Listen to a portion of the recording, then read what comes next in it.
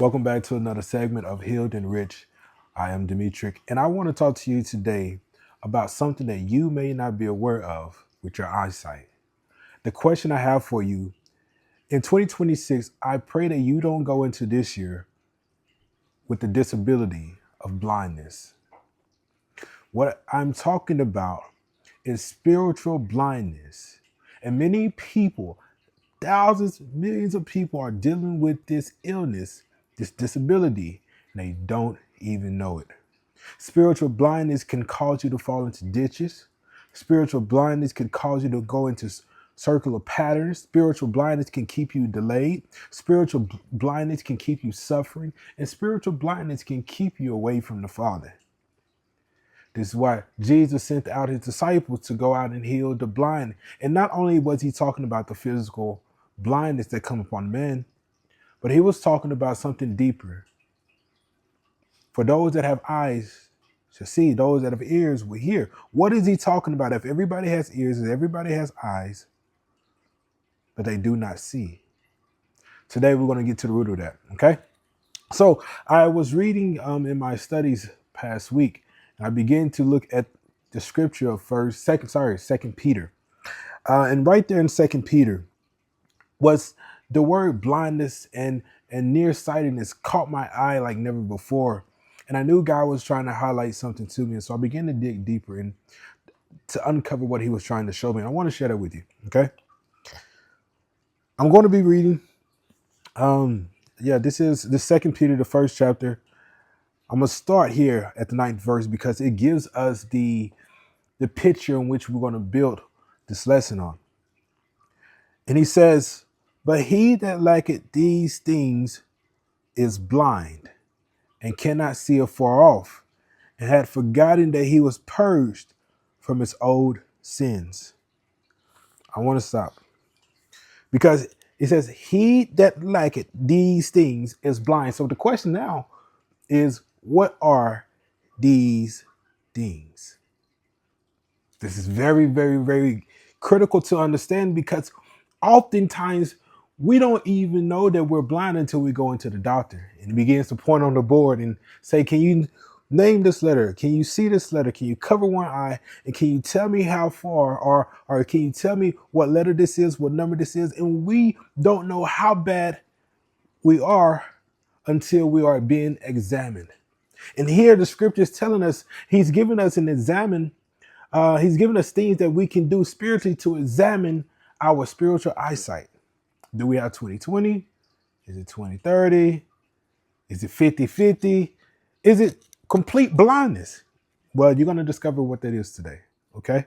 Because these things, the great thing about God is he doesn't leave us guessing and hunting and searching, but he gives us answers so that we can get to a place of revelation and get to a place of better knowledge and faith to faith and glory to glory. So if you want to grow this year, if you want to go into 2026 with the ability to see 2020 and everything that you do with clarity and confidence, but also reassurance that you're following, you can see with the lens that God wants us to see through. That's why the Bible says, "Let this mind that is in Christ Jesus be also in you." The mind is how you perceive things. The mind is what you believe. The mind is the intellectual intelligence of how God looks through life, looks at human beings, and also how he looks at us. Okay? So, what are these things? Well, if you want to understand what these things are, you have to go to the previous verses right above, chapter, verse 9. In verse 3, it says, "According as his divine power had given unto us all things that pertain to life and godliness through the knowledge of him that had called us to glory and virtue." This right there, oh my goodness. If I say I'm a teacher, so I like to break down verse and so you can understand and not just read over, because every single piece of scripture is important. It's it's an inscription. It's a code. It's something that you need to get inside of your spirit that helps you function better, that helps you understand better, that helps you perceive better, believe better. Like everything that you need for life is in the scripture. And you can just use one of God's words and it's enough to fulfill the promises of your life. So it says, "According as his divine power had given unto us all things that pertain unto life." All things that pertain unto life. is given unto us, and godliness through the knowledge of him that had called us to glory and virtue. What God had called us to? Glory and virtue. Fourth verse, whereby are given unto us exceedingly great and precious promises, that by these ye might be partakers of divine nature. He wants us to get to a place of divine nature. I want you to understand this, because spiritually, we have a journey that we must go on. We have a place that we must get to. We have a destiny that is awaiting upon us as well. And that is called the divine nature. Scripture is telling us that there's a place that God wants us to be. It's a divine nature. What is the divine nature? Well, let's keep reading. Having escaped the corruption that is in this world through lust. The divine nature is one that has escaped through lust. This world throughout lust. You have escaped from lust. What? Lust of what? Lust of the eyes, lust of the flesh, the pride of life. Everything that this carnal mind, everything that this flesh, everything that pleases the flesh, everything that looks good to the flesh, everything that looks good to anything that's not your spirit. So even those things in your soul, those memories, those ideas that are ungodly, those thoughts, right? That aren't from the word of God or didn't come from the voice of God. These are all the things that we lust after. You may lust over food, you may lust over women, you may lust over men, you may lust over your job, your career. Whatever it is, it's a part of this world. When you get to a divine nature, there is no lust. There's no craving after anything outside of seeking ye first the kingdom of God and his righteousness. And all these things shall be added unto thee. Verse 5, and here it is. And besides this, given all diligence, added to your faith virtue, and to your virtue knowledge, and to knowledge temperance, and to temperance patience, and to patience godliness, and to godliness brotherly kindness, and to brotherly kindness charity. For if these things be in you and abound, they make you that ye shall neither be barren nor unfruitful in knowledge of our Lord Jesus Christ. But he that lack these things is blind and cannot see afar off. So these things, let's list them. One, faith. What is faith? Faith is the ability to see the substance of things that are hoped for. Faith is the ability to see with your spiritual eyes. Faith is eyes in the spirit. Faith is a strong belief in that God's word is going to come to pass over my life. Faith is the ability to hear God's command and trust his command and walk on water, Peter. Faith is not being able to see what God is doing, but trusting and believing in his word.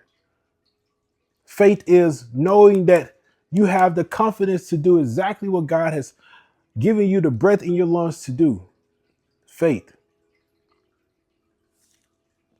And so he says, with faith, virtue, and to virtue, knowledge, and to knowledge, temperance, self-control. That's what the word temperance means in this context. And to self-control, patience, and to patience, godliness, and to godliness, brotherly kindness. So you have so many different things God is talking about. That's going to give you a clue of how damaged your eyesight is. So if your faith is unclear, if your faith is wavering, the Bible says a double-minded man is unstable in all his ways. And so if your faith is going up and down and doubt is intercepting what you see and what you believe, then how can you ever get to a place of clarity if your faith isn't been developed? And this is what this scripture is talking about. It's giving all diligence. Add to your faith. So if you're not adding to your faith, then you're losing it. If you're not gaining faith, if you're not growing in faith, that's why scripture says from faith to faith and from glory to glory, there always is an ascension. There's always a jump. There's always an elevation. And there's more for us to get to. That's why God is saying, with diligence, adding. So in order to get addition to your faith, in order to get addition to your temperance, in order to grow in your self-control, in order to grow in your patience, only way you have to do it, you have to be diligent. You have to work. You have to be aware of the work that you have to do to get to a place of divine nature. So many people struggle with faith alone, from faith to virtue. And when you are dealing with virtue, virtue is getting truth and through purity. And so in order to get to a place of virtue and truth and through purity, the only way there is through intimacy with God. And the only way you can gain knowledge of Christ is through intimacy. This scripture, what it's detailing is the way you grow in divine nature is getting close and being intimate with Christ. This is why at the end of verse 9, it says, but he that liketh these things is blind and cannot see afar off, and having forgotten that he was purged from his old sins. The moment you separate yourself and your identity from the works on the cross, from what Christ has already done for you, from the intimacy that you're supposed to be developing with your walk with Christ, is the moment you walking into spiritual blindness, spiritual decay, and you forget that you were once a sinner and that you already have been forgiven. What God is pretty much trying to teach us to do when he says brotherly kindness, he's trying to demonstrate and remind us that our duty is to serve others.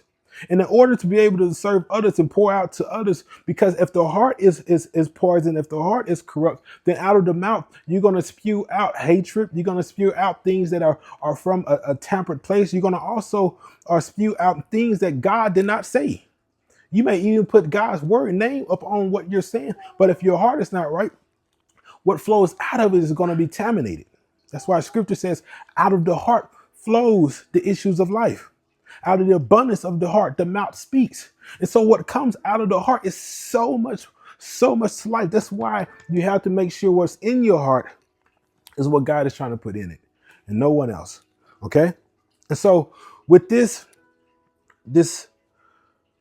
quick lesson, I'll break it down more later on in different videos.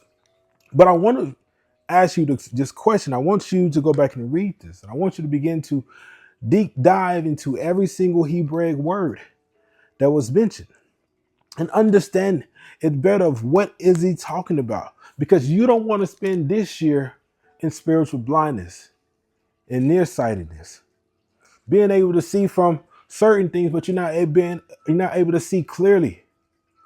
Because what God is doing across this world, what God is doing in your city, what God is wanting to do in your home, you're going to need to be able to see what God is doing.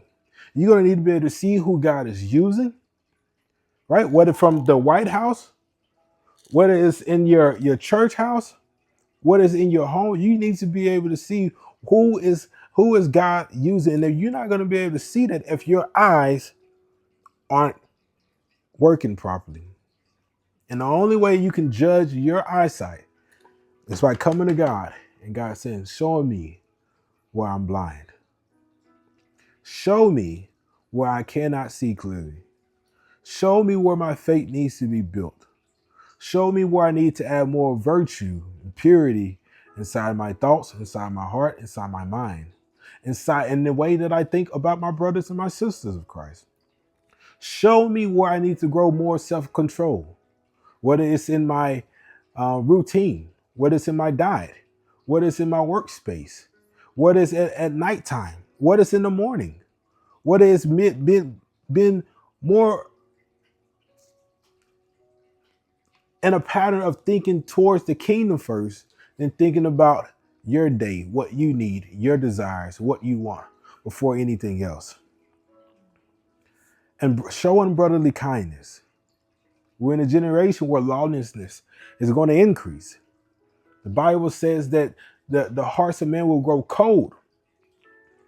And so if these things are to happen, the only way that it cannot affect you, the only way you don't get zombie-nized, like the word is trying to create, is if you get down into a place of submission and asking God to be not only your savior, but your friend.